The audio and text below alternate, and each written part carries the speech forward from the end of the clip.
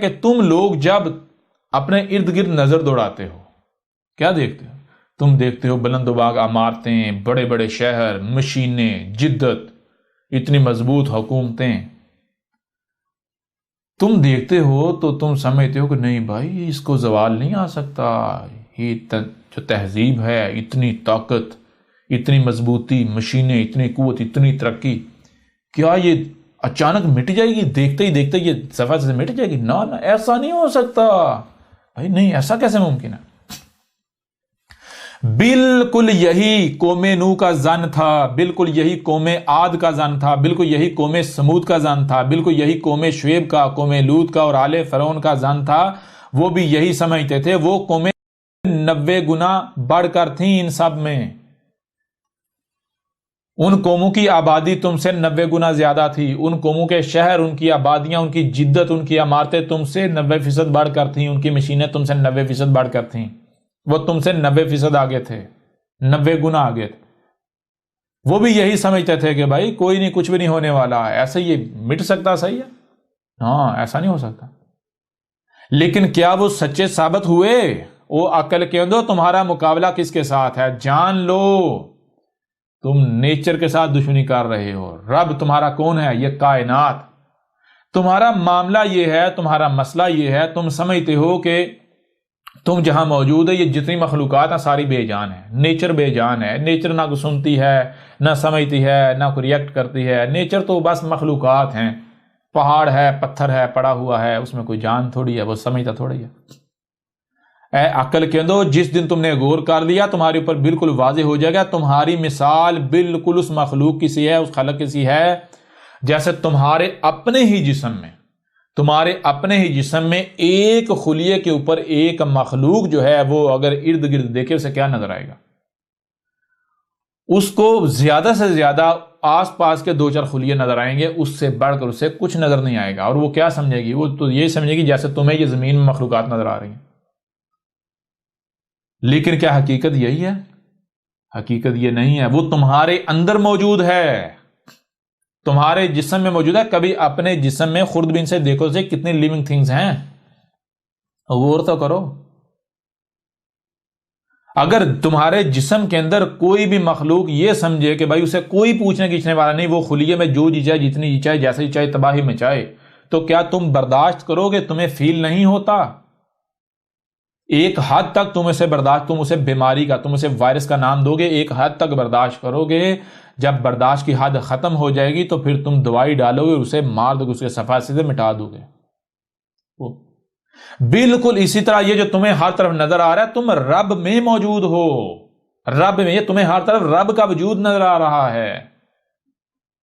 رب کا معاملہ بالکل ایسا جیسے تمہارا ہے، رب سنتا ہے، دیکھتا ہے، وہی احساسات، وہی جذبات جو تم میں ہیں۔ یہ تم رب میں یہ جو عمارتیں بنا رہے ہو، یہ جو آسمانوں میں چھیڑ چھاڑ کر رہے ہو ترقی کے نام پر، یہ تم وائرس بنے ہوئے ہو، تم نیچر کو بدل رہے ہو۔ وائرس بالکل ایسے جیسے تمہارے جسم کے اندر کوئی مخلوق تم اندر سے بگاڑ پیدا کرتی ہے، چیزوں کو ریپلیس کرتی ہے، تم کہتے ہو کینسر ہو گیا ہے۔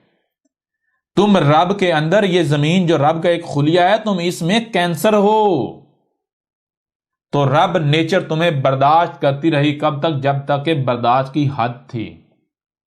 تمہیں چھوٹی موٹی وارننگز دی جاتی رہیں، زلزلوں سے، سیلابوں سے، طوفانوں سے، آندھیوں سے، تم باز نہیں آئے۔ باللہر آج اب نیچر، یہ رب ہمارا تمہارا کیوں تمہاری ہی زبان میں ایک بچی صورت میں تمہارے سامنے آ گیا؟ اس وجہ سے آ گیا تمہیں یہ بتانے کے لیے کہ اے عقل کے اندو جان لو، اب برداشت کی لیمٹ ختم۔ اب میں اس کینسر کو اپنے وجود سے مٹانے جا رہا ہوں، ٹھیک ہے؟ اب حق اگر سامنے آیا ہے، کیوں آیا بھائی؟ حق کیا ہے؟ حق اپنا شریک برداشت نہیں کرتا۔ شریک تب تک، باطل تب تک پنپناتا ہے، دندناتا ہے جب تک حق نہیں آ جاتا۔ جب حق آ جاتا ہے تو پھر حق کو حق حاصل ہے کہ اسے مانا جائے۔ حق اپنا شریک برداشت نہیں کرتا، اور آج تمہارا رب تمہاری زبان میں کیوں تم سے کلام کر رہا ہے ایک بشری صورت میں؟ اس لیے تاکہ تمہارے اوپر واضح کر دیا جائے کہ ہم تمہیں یہ جو وائرس تم بنے ہوئے ہو اس وائرس کو صفحہ سے مٹانے جا رہے ہیں، ہم اپنے وجود کو اس وائرس سے پاک کرنے جا رہے ہیں، لہٰذا یہ تمہارے پاس آخری موقع ہے۔ بعد میں یہ نہ کہنا کہ ہمیں اگر بتایا جاتا تو ہم مان جاتے، ہم تو آباء و اجداد کے پیچھے گمراہ تھے، ہم تو اسی کو حق سمجھتے رہے جس پر ہم نے اپنا آباء و اجداد کو پایا، ہمارا کیا قصور تھا؟ ہم تو جس میں پیدا ہوئے ہم نے اسی کو صحیح مان لیا، ہمارا تو اس میں کوئی قصور ہی نہیں۔ کم از کم عذاب دینے سے پہلے ایک بار رسول بھیج کر ہمیں مگر متنبہ کر دیا گیا ہوتا، ہم مان جاتے اور ہم عذاب سے بچ جاتے۔ لہذا تو نے رسول نہیں بھیجا، بغیر رسول بھیجے، بغیر کھول کر متنبہ کی تو نے عذاب دے دی، اس لیے قصور تیرا ہے۔ اس وجہ سے ہم نے یہ قدر میں کر دیا تھا، ہم اس وقت تک عذاب نہیں لائیں گے، اس وقت تک عذاب نہیں دیں گے جب تک کہ ہم تمہیں سے رسول بھیج کر کھول کر متنبہ نہیں کر لیتے، ٹھیک ہے؟ اب اگر تم سنتے ہو تمہارا اپنا فائدہ، نہیں سنتے تو یہ تمہارا اختیار ہے، یہ اختیار تمہارے پاس ہے، ہمارا کام ہے تمہارے اوپر کھول کر حق واضح کرنا، تمہیں متنبہ کرنا، سننا یا نہ سننا۔ ہم تمہارے لیے کیا کر سکتے تھے؟ ہم تمہارے لیے یہی کر سکتے، تمہیں سننے کے لیے کان دیتے، کان لگاتے۔ کیا ہم نے سننے کے لیے کان لگائے یا نہیں لگائے؟ ہم تو یہی کر سکتے کہ جو سنائی دے رہا ہے اسے سمجھنے کی صلاحیت تم میں رکھتے ہیں، ہم نے وہ صلاحیت رکھی، تمہیں عقل رکھی یا نہیں رکھی؟ ہم نے نہ صرف تمہیں سننے کے لیے کان، دیکھنے کے لیے آنکھیں دی، جو سنائی اور دکھائی اسے سمجھنے کی صلاحیت دی، بلکہ آج ہم تمہارے اوپر حق کھول کر واضح کر رہے ہیں۔ اب تم سمجھتے ہو یا نہیں سمجھتے ہو، یہ اختیار تمہارے پاس ہے، سنتے ہو یا نہیں سنتے، یہ اختیار تمہارے پاس ہے۔ کل کو اب تم یہ بہانہ نہیں بنا سکتے کہ اگر ہمیں بتایا جاتا ہم مان جاتے، کل کو تم یہ نہیں کہہ سکتے کہ ہمیں تو سننے کی صلاحیت نہیں دی گئی تھی، ہمیں تو سمجھنے کی صلاحیت نہیں دی گئی تھی، لہٰذا اگر ہاں جی سنا تو آپ نے دیا لیکن ہمیں تو آپ نے کان نہیں دیا تھا، سننے کی صلاحیت نہیں دی تھی۔ اگر تم نے اپنے کانوں کو بند کیا ہوا ہے تو ہم نے نہیں کیا، تم نے کیا ہوا، تم نے پردے لگائے ہوئے ہیں، ٹھیک ہے نا؟ تو جان لو آج اگر اس قدر ہم حق تمہارے اوپر کھول کر واضح کر رہے ہیں تو یہ مذاق نہیں چل رہا، ہم تمہیں صفحہ 80 سے یہ جو وائرس ہے صفحہ 80 سے مٹانے جا رہے ہیں۔ یہ تمہارا مقابلہ اس 5-6 فٹ کے بشر کے ساتھ نہیں ہے، تمہارا رب تم سے کلام کر رہا ہے۔ رب کون ہے؟ نیچر، جسے تم کائنات کہتے ہو۔ یہ تم ہمارے ساتھ دشمنی کر رہے تھے، ہمارے ساتھ دشمنی کر رہے ہو، اب ہماری برداشت ختم ہو چکی، برداشت کی حد آ چکی، اب ہم تمہیں صفحہ سے مٹانے جا رہے ہیں۔ اب ذرا غور کرو، ایک طرف نیچر کو رکھو، اس کائنات کو، آسمان و زمین کو رکھو، اور دوسری طرف تم اپنی مشینوں کو، اپنی جدت، اپنی ترقی کو رکھو، دیکھو کون طاقتور ہے۔ ایک چھوٹا سا زلزلہ آتا ہے تم مقابلہ کر پاتے ہو، ایک سونامی آتا ہے تمہاری مشینیں کام دیتی ہیں؟ بتاؤ نا ذرا۔ لہذا جان لو اگر تمہیں یہ لگتا ہے کہ تمہیں کوئی زوال نہیں ہے تو بالکل یہی ظن ان قوموں کا بھی تھا، قوم نوح کا بھی یہی ظن تھا، قوم عاد کا بھی یہی تھا، قوم سمود کا بھی یہی تھا، قوم شعیب کا بھی یہی تھا، قوم لوط کا بھی یہی تھا، آل فرعون کا بھی یہی ظن تھا۔ وہ تم سے 90 گنا ان سب میں بڑھ کر تھے، جب وہ تم سے ان سب میں 90 گنا بڑھ کر تھے، اس کے باوجود نہیں ٹک پائے، نہیں ڈٹ پائے، نہیں بچ پائے، ان کے اسباب، ان کے وسائل انہیں نہیں کچھ فائدہ دے پائے، تو کیا یہ تمہاری مشینیں، تمہارے اسباب، تمہارے وسائل، تمہاری اکثریت، تمہاری آبادی، یہ سب تمہیں بچا پائے گا؟ یہ تمہارے جو تم نے اپنے ٹھکانے بنائے ہوئے ہیں یہ تمہیں بچا پائیں گے ہم سے؟ آج تمہارے پاس، جان لو، کان کھول کے سن لو، آج تمہارے پاس آخری موقع ہے، یہ لاسٹ وارننگ ہے، یہ لاسٹ وارننگ ہے، آخری وارننگ ہے،